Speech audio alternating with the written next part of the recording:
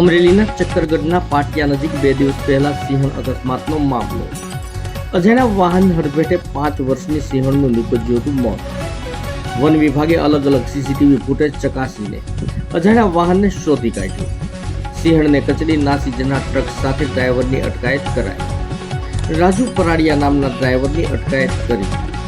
માર્ગ અકસ્માતમાં સિંહણને મોતને ઘાટ ઉતારનાર ડ્રાઈવરની અટકાયત કરી.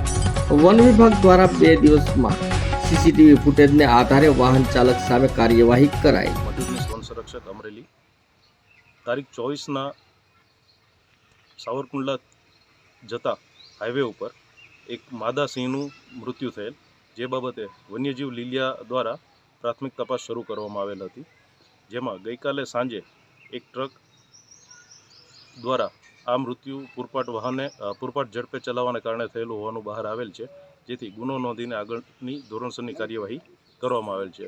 આ ગુનાને તપાસ માટે અલગ અલગ 3 ટીમો પાડીને સ્ટાફ દ્વારા આ રૂટ પરના તમામ સીસીટીવીની તપાસ કરવામાં આવી હતી, અને જેમાં આ વાહન દ્વારા આ એક્સિડન્ટ કરીને મૃત્યુ થયું હોય એવું બહાર આવેલ છે.